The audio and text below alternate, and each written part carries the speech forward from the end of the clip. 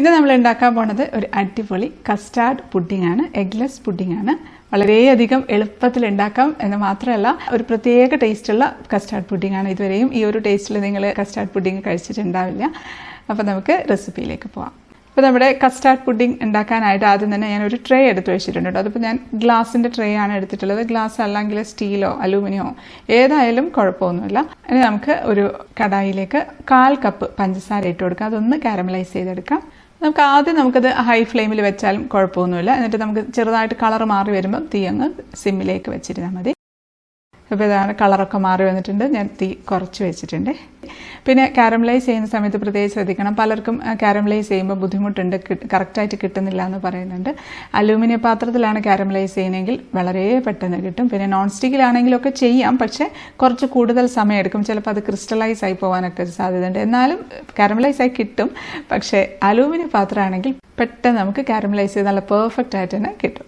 ഇപ്പോൾ പെട്ടെന്ന് തന്നെ ഈ ഒരു കളറിലേക്ക് വന്നിട്ടുണ്ട്. ഇതിപ്പം തീ അങ്ങ് ഓഫായി കൊടുക്കാം. കാരണം ഒരുപാട് സമയം വെക്കുമ്പോഴത്തേക്ക് അതങ്ങ് കളർ മാറി കരിഞ്ഞു പോകാൻ സാധ്യതയുണ്ട്. കരിഞ്ഞു പോയാൽ ഒരു കയ്പ്പ് വരെ. പിന്നെ നമുക്ക് പെട്ടെന്ന് തന്നെ നമ്മുടെ എടുത്ത് വെച്ചിരിക്കുന്ന ട്രേയിലേക്ക് കാരമലൈസ്ഡ് ഷുഗർ ഇട്ട് കൊടുക്കാം. അതുകൊണ്ടാണ് ആദ്യമേ ട്രേ ഒക്കെ എടുത്ത് വെച്ചത്. അത് പെട്ടെന്ന് തന്നെ ഒഴിച്ചും കൊടുക്കണം. കാരണം കുറച്ച് കഴിയുമ്പോഴത്തേക്ക് അതങ്ങ് കട്ടിയായിപ്പോൾ ഒഴിച്ച ഉടനെ തന്നെ നമുക്കൊന്ന് എല്ലായിടത്തോട്ടും അങ്ങ് സ്പ്രെഡ് ചെയ്ത് കൊടുക്കാം.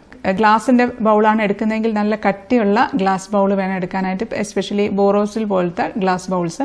അല്ലാന്നുണ്ടെങ്കിൽ ഇത് ഒഴിക്കുന്ന സമയത്ത് ചിലപ്പോൾ പൊട്ടിപ്പോകാനുള്ള സാധ്യതയുണ്ട്. അതുമാത്രമല്ല നമ്മൾ ആവിയിൽ വേവിക്കുന്നുണ്ട്, അപ്പോൾ അപ്പോഴും പൊട്ടിപ്പോകാനുള്ള ഒരു സാധ്യതയുണ്ട്. അപ്പോൾ അതുകൊണ്ട് കട്ടിയുള്ള ഗ്ലാസ് ബൗൾ അല്ലാന്നുണ്ടെങ്കിൽ സ്റ്റീലിൻ്റെ പാത്രം എടുത്തിരുന്നാലും മതി.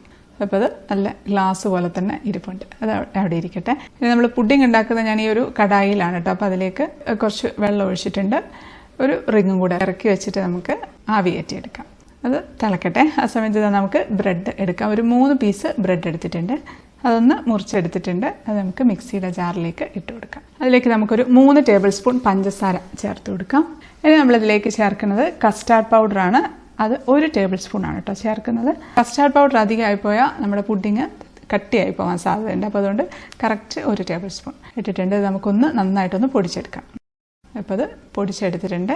ഇനി നമുക്കിതിലേക്ക് 1 കപ്പ് പാല് ഒഴിച്ചു കൊടുക്കാം. തിളപ്പിക്കാത്ത പാലാണ്. അതോടെ ഒഴിച്ചിട്ട് നമുക്ക് നന്നായിട്ടൊന്ന് അടിച്ചെടുക്കാം. നന്നായിട്ടങ്ങ് അടിച്ചങ്ങ് പതപ്പിക്കാം കേട്ടോ. നല്ല ഹൈ സ്പീഡിലിട്ടിട്ട് തന്നെ അടിച്ചെടുക്കാം. അപ്പോൾ അത് അടിച്ചെടുത്തിട്ടുണ്ട്. അപ്പോൾ നമ്മുടെ ട്രേ ഇപ്പോൾ അത്യാവശ്യം തണുത്തിട്ടുണ്ട്. ഫുള്ളായിട്ട് തണുത്തിട്ടൊന്നുമില്ല, ചെറിയൊരു ചൂടുണ്ട്. പക്ഷേ നല്ല കട്ടിയായിട്ടുണ്ട്. നമ്മൾ തൊട്ട് നോക്കിയിട്ടുണ്ടെങ്കിൽ അങ്ങനെ ഗ്ലാസ് പോലെ തന്നെ ഉണ്ട് കേട്ടോ. അപ്പോൾ അതിലേക്ക് നമ്മൾ അടിച്ചെടുത്തിരിക്കുന്ന മിക്സ് അങ്ങ് ഒഴിച്ചു കൊടുക്കാം. അപ്പോൾ ഒഴിക്കുന്ന സമയത്ത് ഇങ്ങനെ കെട്ടക്കെട്ടാന്ന് പറഞ്ഞാൽ പൊട്ടുന്ന സൗണ്ടൊക്കെ കേൾക്കാം. അതൊന്നും കുഴപ്പമൊന്നുമില്ല. അത് ആ ഒരു ഇവിടെ ഇരിക്കുകയല്ലേ. അപ്പം നമ്മളത് ഒഴിക്കുന്നത് ഇച്ചിരി ഒരു തണുത്ത സംഭവമാണ്. അപ്പോൾ അതുകൊണ്ട് അതൊന്ന് അനങ്ങുന്ന ഒരു ഒച്ചയാണ്. ഞാനൊരു അലൂമിനിയം ഫോയിൽ വെച്ചൊന്ന് അടച്ച് കൊടുക്കുകയാണ്. അലൂമിനിയം ഫോയിൽ ഇല്ലെങ്കിൽ കുഴപ്പമൊന്നുമില്ല. സാധാരണ ഒരു അടപ്പെടുത്ത് അടച്ചിട്ട് ഫുള്ളായിട്ട് അടയ്ക്കേണ്ട, ചെറുതായിട്ടൊന്ന് ഒരു ഗ്യാപ്പ് ഇട്ട് തുറന്ന് വെച്ച് കൊടുത്തിരുന്നാൽ മതി. പിന്നെ ഇത് നമ്മൾ കുറുക്കൊന്നും വേണ്ട കേട്ടോ. സാധാരണ നമ്മൾ കസ്റ്റാർഡ് പുഡിംഗ് ഒക്കെ ഉണ്ടാക്കുന്ന സമയത്ത് കസ്റ്റാർഡ് പൗഡറൊക്കെ ഇട്ട് കുറുക്കിയിട്ടൊക്കെ അല്ലേ ഉണ്ടാക്കുക. അതിൻ്റെ ഒന്നും ആവശ്യമില്ല. വളരെയധികം എളുപ്പമാണ്. ഇങ്ങനെ അങ്ങോട്ട് ഒഴിച്ചിട്ട് നമുക്ക് ആവി കയറ്റി എടുക്കാവുന്നതേ ഉള്ളൂ. ഒരു ബ്രെഡിൻ്റെയും കസ്റ്റാർഡ് പൗഡറിൻ്റെയും കൂടെ ആ ഒരു ഫ്ലേവർ കറക്റ്റായിട്ട് നമുക്ക് നല്ലൊരു ടേസ്റ്റ് നമുക്ക് കിട്ടും ഈ ഒരു പുഡിങ്ങിന്. അപ്പോൾ ഇത് അടച്ചിട്ടുണ്ട്. അതിലേക്ക് നമുക്കൊരു സ്ക്യൂർ വെച്ച് ജസ്റ്റ് ഒന്ന് ഹോൾസ് ഇട്ട് കൊടുക്കാം. അതിന് മുകളിൽ ആവി വെള്ളം വീഴാതിരിക്കാനായിട്ട്. അതിൻ്റെ ഉള്ള ഒരു എന്തായാലും ആവി വരുമല്ലോ, അപ്പോൾ അതങ്ങ് പുറത്തോട്ട് പോകാൻ വേണ്ടിയാണ് ഹോൾസ് ഇട്ട് കൊടുക്കുന്നത്. ഇപ്പോൾ ഇതാ വെള്ളം തിളച്ചിട്ടുണ്ട്. നമ്മുടെ പുഡിംഗ് ട്രേ ഇറക്കി വെച്ച് കൊടുക്കാം. എന്നിട്ട് നമുക്കങ്ങ് അടച്ച് വെച്ച് ആവി കയറ്റിയെടുക്കാം. ഒരു 20 മിനിറ്റ് മതിയാക്കും. ഒരു മീഡിയം ഹൈ ഫ്ലെയിമിൽ അങ്ങ് വെച്ചിരുന്നാൽ മതി. നന്നായിട്ട് വെള്ളം ഒന്ന് തിളയ്ക്കണം, അത്രയേ ഉള്ളൂ. അപ്പോൾ ഇത് കറക്റ്റ് 20 മിനിറ്റ് ആയിട്ടുണ്ട്. നമുക്കത് തുറന്ന് നോക്കാം. ഇതിപ്പം വെള്ളം ഇടയ്ക്കൊന്ന് ശ്രദ്ധിക്കണം കേട്ടോ, വറ്റിപ്പോയി കരിഞ്ഞു പോകാതെ. ഇടയ്ക്ക് തുറന്ന് നോക്കാം, കുഴപ്പമൊന്നുമില്ല. വറ്റിപ്പോയിട്ടുണ്ടെങ്കിൽ ഇച്ചിരി കൂടെ വെള്ളം ഒഴിച്ചു കൊടുത്തിരുന്നാൽ മതി. ഇപ്പം കറക്റ്റായിട്ട് ആയിട്ടുണ്ട്. ഒരു ഡബിൾ ഷെയ്ഡിലാണ് കേട്ടോ ഇരിക്കുന്നത്. നല്ല ഭംഗിയുണ്ട് കാണാനായിട്ട്. നന്നായിട്ട് സോഫ്റ്റ് ആയിട്ടാണ് ഇപ്പോൾ ഇരിക്കുന്നത്. ഒരുപാട് അങ്ങ് കട്ടിയില്ല, എന്നാൽ കുറച്ചൊന്ന് തിക്കായിട്ടുണ്ട്, എന്നാൽ സോഫ്റ്റുമാണ്. കുറച്ച് ഫ്രിഡ്ജിലൊക്കെ നമ്മൾ വെക്കുമ്പോഴത്തേക്കും അത്യാവശ്യം നമുക്ക് കട്ടിയായി തന്നെ കിട്ടും. ഇപ്പോൾ തീയുടെ ചൂടിനനുസരിച്ച് ചിലപ്പോൾ ഒരു 10 മിനിറ്റും കൂടെ 5 മിനിറ്റോ 10 മിനിറ്റോ കൂടെ വെക്കേണ്ടി വരും. അപ്പോൾ തൊട്ട് നോക്കുമ്പം ചെറുതായിട്ട് ആ സൈഡൊക്കെ കുറച്ചൊന്ന് കട്ടിയായിട്ട് ഉണ്ടെന്നുണ്ടെങ്കിൽ നമുക്ക് എടുക്കാം. ഇല്ലാന്നുണ്ടെങ്കിൽ 5 മിനിറ്റോ അല്ലെങ്കിൽ ഒരു 10 മിനിറ്റോ കൂടെ വെച്ച് കൊടുത്തിരുന്നാൽ മതി. ഇതിപ്പം ആയിട്ടുണ്ട്, നമുക്കിങ്ങനെ എടുക്കാം. അപ്പോൾ അതെടുത്ത് നമുക്ക് തണുക്കാനായിട്ടങ്ങ് മാറ്റി വെക്കാം. ഒരു ടവലിട്ടങ്ങ് മൂടി വെക്കാം. നമ്മൾ ഇതിൽ കുറച്ച് ഫ്രൂട്ട്സും കൂടെ ചേർത്തിട്ടാട്ടോ ഈ ഒരു പുഡിംഗ് ഉണ്ടാക്കുന്നത്. ഇപ്പോൾ ഞാൻ ഈ ഒരു ബൗളിലേക്ക് 1/2 കപ്പ് പഴം മുറിച്ചതാണ് ഇട്ട് കൊടുക്കുന്നത്. ഏത് പഴമായാലും കുഴപ്പമൊന്നുമില്ല. പുളിയില്ലാത്ത നല്ല മധുരമുള്ള പഴം മതി. അതിലേക്ക് ഒരു 1/2 കപ്പ് തന്നെ ആപ്പിൾ ചെറിയതായിട്ട് മുറിച്ചത് അതും ഇട്ട് കൊടുക്കാം. അതിലേക്ക് ഒരു 2 ടേബിൾ സ്പൂൺ തേൻ ഒഴിച്ചു കൊടുക്കാം. ഇനി ആപ്പിൾ ഇല്ലാന്നുണ്ടെങ്കിൽ പഴം മാത്രമായാലും കുഴപ്പമൊന്നുമില്ല. എന്ത് ഫ്രൂട്ടാണോ ഉള്ളത് അത് ചേർക്കാം. പുളി ഇല്ലാത്ത ഫ്രൂട്ട്സ് ചേർക്കണം. ഫ്രൂട്ട്സ് ചേർത്താൽ നല്ല ടേസ്റ്റി ആയിരിക്കും. ഫ്രൂട്ട്സ് ചേർക്കാൻ താല്പര്യമില്ലെങ്കിൽ ഇപ്പോൾ നമ്മൾ സെറ്റ് ചെയ്ത് വെച്ചില്ലേ അതേപോലെ തന്നെ എടുത്തിരുന്നാൽ മതി.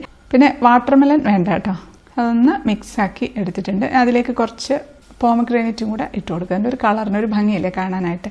ഇനി ഇല്ലെങ്കിൽ ചെറി കട്ട് ചെയ്തത് ഇട്ട് കൊടുത്തിരുന്നാലും മതി. അപ്പോൾ നമ്മൾ ഉണ്ടാക്കി വെച്ച പുഡിങ് നന്നായിട്ട് തണുത്തിട്ടുണ്ട് കേട്ടോ. തണുത്തതിന് ശേഷം മാത്രം നമുക്ക് ഇതിൻ്റെ മുകളിലേക്ക് ഫ്രൂട്ട്സ് ഇട്ട് കൊടുക്കാം. ആ സമയമാകുമ്പോഴത്തേക്കും ഫ്രൂട്ട്സ് ഒക്കെ എടുത്തിരുന്നാൽ മതി. ഫ്രൂട്ട്സ് അങ്ങനെ പ്രിപ്പയർ ചെയ്ത് വെക്കുകയൊന്നും വേണ്ട. ഫ്രൂട്ട്സ് അങ്ങ് മുഴുവനായിട്ട് അങ്ങ് ഇട്ട് കൊടുക്കാം. ജസ്റ്റ് ഒന്ന് പ്രസ് ചെയ്ത് അങ്ങ് കൊടുക്കാം. ഞാനൊരു സ്ക്യൂർ വെച്ച് ജസ്റ്റ് ഒന്ന് കുത്തി കൊടുക്കുന്നുണ്ട് കേട്ടോ. പുഡിങ് സെറ്റായി വരുമ്പോഴത്തേക്കും ഈ ഫ്രൂട്ട്സിൽ നിന്നൊക്കെ കൂടെ വെള്ളം ഇറങ്ങും. ആ വെള്ളം അതിൻ്റെ ഉള്ളിലേക്കും കൂടി ഇറങ്ങുമ്പോൾ നല്ല ടേസ്റ്റി ആയിരിക്കും. അപ്പോൾ അതിന് വേണ്ടിയിട്ടാണ് ജസ്റ്റ് ഒന്ന് കുത്തി കൊടുക്കുന്നത്. കുറച്ച് നട്ട്സ് വേണമെങ്കിൽ നട്ട്സ് കുറച്ച് ഇട്ട് കൊടുക്കാം. ഞാൻ കുറച്ച് പിസ്ത ഇട്ട് കൊടുക്കുന്നുണ്ട്. അതൊക്കെ കംപ്ലീറ്റ്ലി ഓപ്ഷണലാണ് കേട്ടോ, ഒരു നിർബന്ധവും ഇല്ല അതൊന്നും വേണമെന്ന്.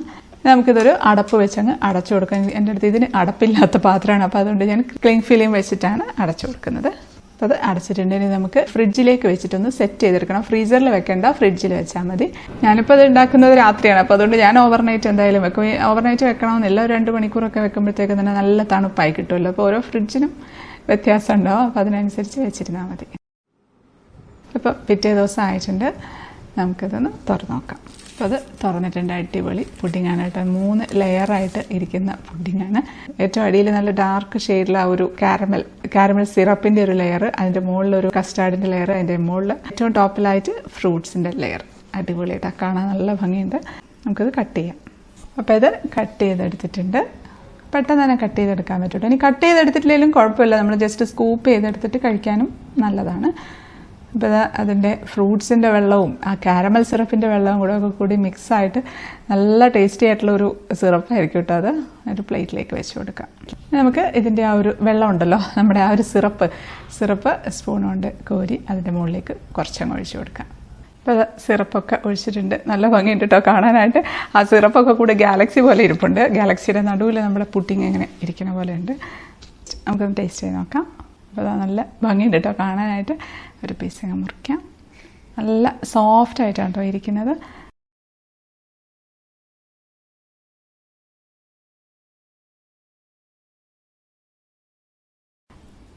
കഴിക്കട്ടെ.